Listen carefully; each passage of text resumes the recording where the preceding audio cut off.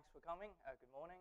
My name is Jasper, and I'll be talking to you about this joint work with Paul Valiant on the optimization of star-convex functions. So perhaps I should first emphasize that we do have a polynomial time algorithm. So the first thing I should tell you is what exactly are star-convex functions and why they're interesting to talk about. Why is it surprising that we have a polynomial time algorithm for optimizing them? So despite this name, it sounds like star-convex functions. They are a restriction of convex functions, but actually they are a very substantial generalization of convex functions, including many interesting pathologies, which is why it's surprising that we do have an algorithm for optimizing them. Then afterwards, I'll tell you about the algorithmic challenges and obstacles that we have to overcome with our techniques. So as I said, star-convex functions, they are a generalization of convex functions. So let's first recall what a convex function is. So a convex function is if you take two arbitrary points, so left and right there, on the convex function, then they can see each other at a straight line, and the view is not obstructed by the function itself. A star-convex function, on the other hand, there's something,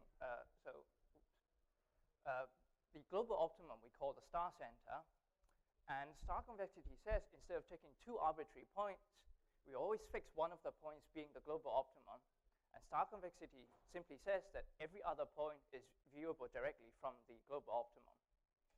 And notice that even in one dimension, a star convex function is by no means convex, because the second bend, on the right of this star convex function is definitely concave and not convex. So here's a two-dimensional example of a star-convex function. It's definitely not convex because it's quite wibbly-wobbly. The reason why this is star-convex, which might not be completely obvious from the plot, is that right at the center is the star center, the global optimum. And if you take any ray from the global optimum, the function on it is actually linear, and hence this function is star-convex. One thing I want to point out using this example is that this quite nicely illustrates why these functions are called star-convex functions, because if we take any sublevel set of a star-convex function, for example, the deep blue region at the center of this plot, these sets must be what we call either star-convex sets or star-shaped sets. It looks like a star, it's spiky. So analogously in convex functions where sublevel sets are always convex, star-convex functions always have sublevel sets that are star-convex sets. So far I've shown you like two examples of the star-convex functions, and they actually look pretty tame. Like for example, this function, you could just run gradient descent on it, and you would just slide downhill and get to the star center. So what makes these interesting? And now I want to show you a very general construction of star-convex functions that allows us to put really bad pathologies into these functions. So let's stick to 2 dimensions. So the first thing we do is we take an arbitrary positive function on the unit circle. That's on the left here in this example. So g of theta is a function from minus pi to pi. It could be really arbitrary as long as it's positive. It could be discontinuous, it could be wavy, anything you like. So in this example, we've got a wavy function with 2 discontinuities. So one discontinuity is at the 2 endpoints, so because it's a function of the unit circle, it's actually discontinuous at the endpoints. And furthermore, there's one more discontinuity here. Now, we want to extend this function to the whole plane to make a star-convex function. And the way we do it is very simple. So given a point x, we simply retrieve the angle, the corresponding angle, and what the function value should be, and then we just scale it by the norm of x. So now this is a star-convex function with a star center at the origin, the global optimum of 0 at the origin. Things to notice is that the wavy behavior is all linearly extended, and so at the 2 discontinuous points, you get two discontinuous rays on this function. Just to take this idea further, here's a really pathological example. So what you see here is a construction what seems like 2 functions on the unit circle, and hence correspondingly 2 star-convex functions, but actually this is one single function. So what I've done here is that I've defined the function on the unit circle such that the rational angles take value in the lower sinusoidal wave, and the irrational angles take values in the upper sinusoidal wave. So this is actually one single function. And the function g of theta is completely discontinuous. And if I linearly extend it, as we've seen in the previous slide, this star convex function is discontinuous everywhere except at the global optimum. So star convex functions, we have no continuity guarantees whatsoever. And this function is going to be hard to optimize because intuitively you might want to try to do some sort of gradient descent, perhaps by evaluating gradients, maybe using finite difference. But if I don't tell you exactly how I'm mixing in those two functions, there are many other ways of mixing in two functions, then you're not going to know whether you're going to take a function value at the top function or the bottom function, and you can't really do much about this.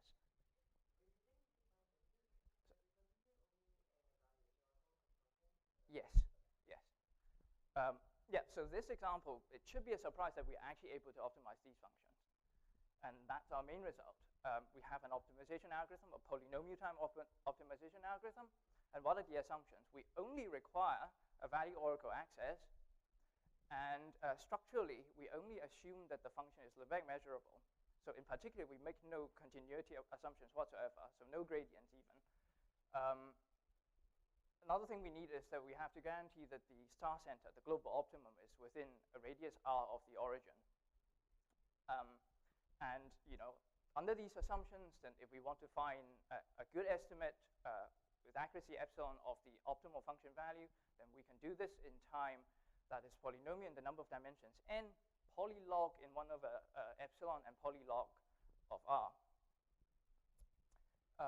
This contrasts previous work, the best-known previous work by Nestrov and Poyak, which, for one thing, structurally, they assume the function is second differentiable, and moreover, the second derivatives are Lipschitz continuous, contrasting our really bare minimal assumptions of Lebesgue measurability.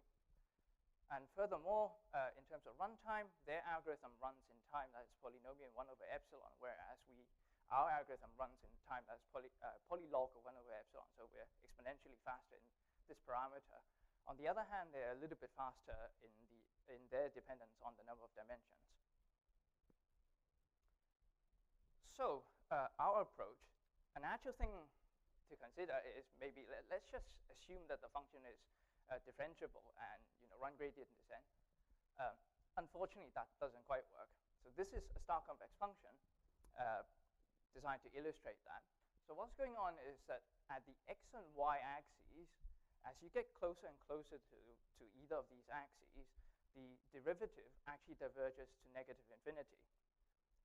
So if you try to run gradient descent on this, what's going to happen is that, so if this is one of the axes, you start off somewhere here, then you're going to very quickly converge to one of the axes, and then the gradient is going to tell you to go to edge even further closer to the axis.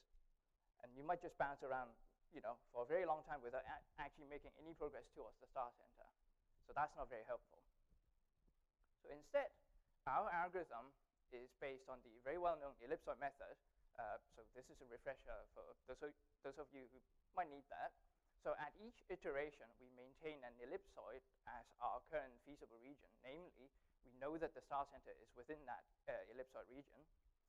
What we want to do is to find a cutting plane through this ellipsoid such that we know that the star center is contained within the half ellipsoid. And then we just find the smallest ellipsoid that wraps around that half ellipsoid and keep going, basically. Of course, the hard part is how exactly do we find a cutting plane? So in convex optimization, the natural thing to do is to just take a subgradient or a gradient. Here, our functions might not even be continuous. So what are we going to do? And for the rest of this presentation, I'm going to tell you about the obstacles that bars us from finding these cutting planes and how exactly we overcome them. So as I said, the first obstacle is that the function is just completely discontinuous. What are we going to do? Even though the natural thing to try to find a cutting plane is to take a gradient, we don't have access to that. So then the next natural thing to do is to invent gradients out of thin air. this is exactly what we're going to do.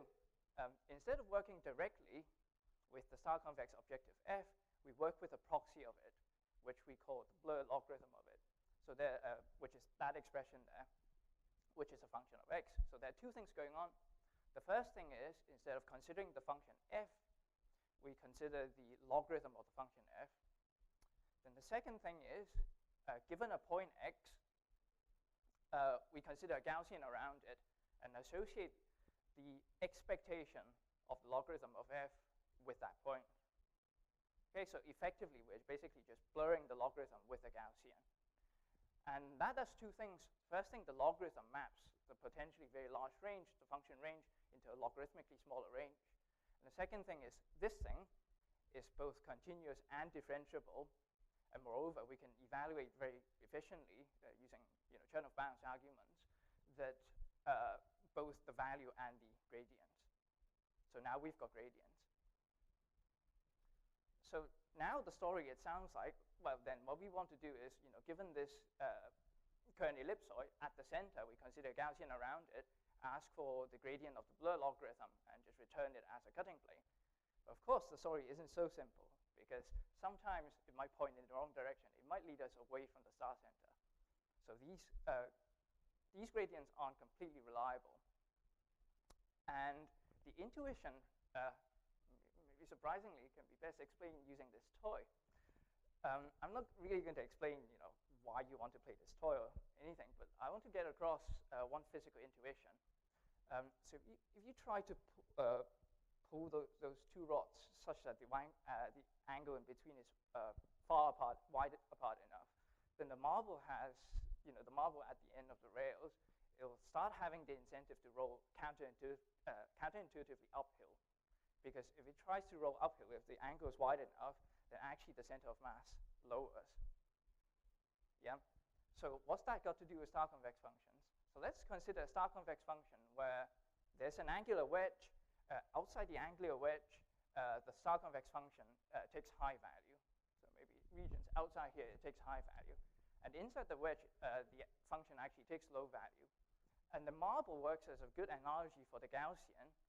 If the wedge is wide enough relative to the marble, then the Gaussian analogously is going to try to roll uphill instead of pointing us, rolling towards the star center.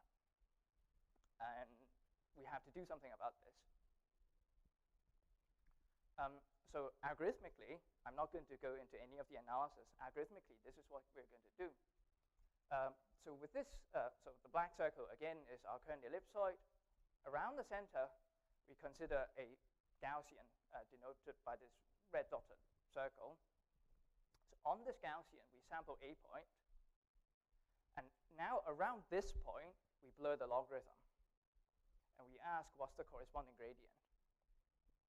Okay, at this point, this gradient might be pointing at the wrong direction, but we have an algorithm to test whether this gradient is actually reliable, whether I can trust it or not. So if it is trustworthy, then I take it, great, we've got a cutting plane. If not, we just keep doing that. And in the analysis, we show that in polynomial time, like we can't keep rejecting exponentially. Like in polynomial time, we're eventually going to find one of these cutting planes. And this pretty much sounds like an algorithm. Like we've basically done the ellipsoid method, right? Unfortunately, there's one last issue, which I call the pancake ellipsoids problem. This following scenario is not going to happen in convex optimization, so it might be a little bit counterintuitive. It's even provably not going to happen in convex optimization, but may happen in star convex optimization. So what is going to happen? Well, what we're worried that might happen is that you've got a Kern ellipsoid, you get a cut that tells you to cut the ellipsoid vertically. You get yet another cut that tells you to cut vertically, and so on, and so on, and so forth. So now, like after, I don't know, maybe polynomially many iterations, we know that where the star center is up to some exponential accuracy, but we have absolutely no idea where the star center is in the left-right direction, for example. This won't happen in convex optimization, but we are worried that this might happen in star convex optimization.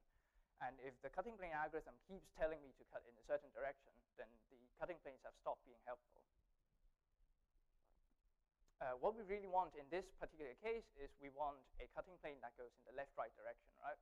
So that we can actually really zone into the star center. So I've basically just stretched the exponentially thin ellipsoid up so I can draw it on the screen.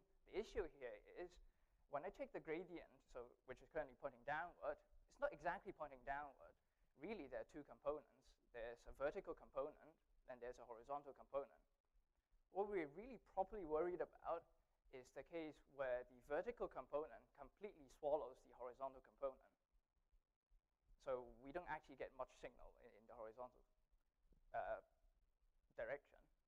So the surprising thing we do here is that, so the blue Gaussian is what I use to blur the logarithm.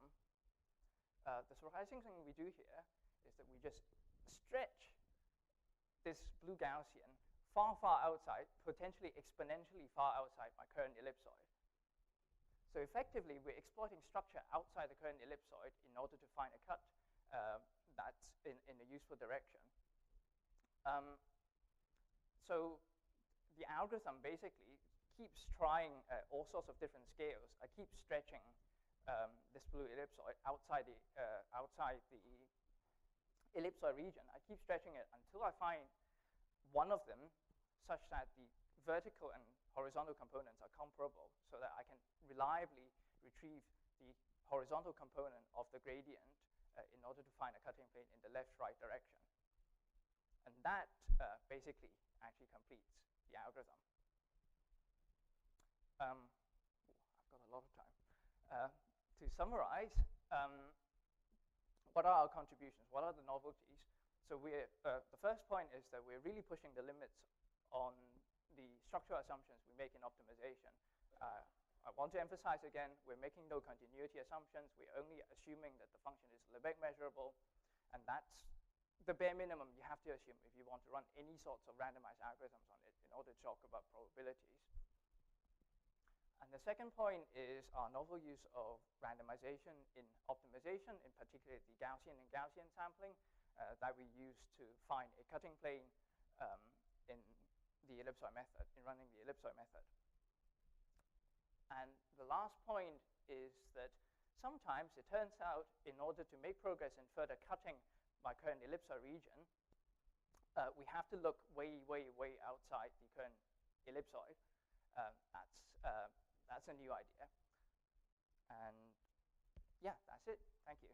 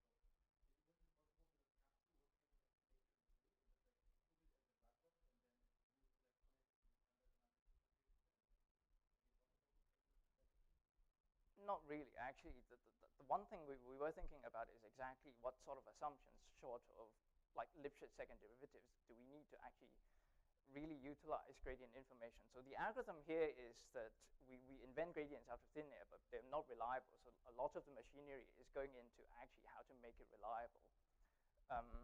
So no, we haven't actually considered that, I guess. Yeah.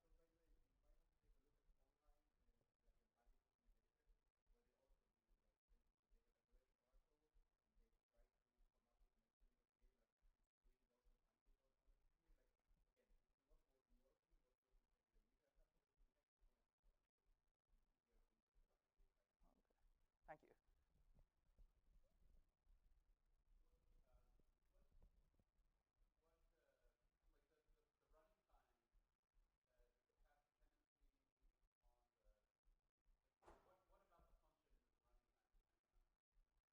Oh, yeah, so we assume that the function value is bounded within some region, and basically that function bound, we do depend polylogarithmically on it, yeah. Yeah.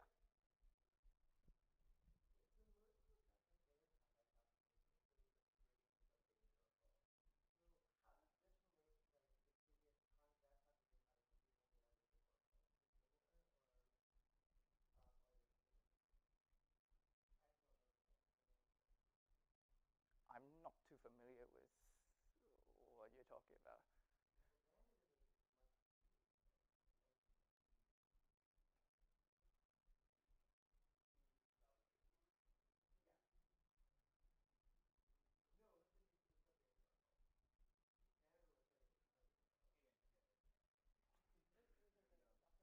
Yeah, let's take this offline, yeah.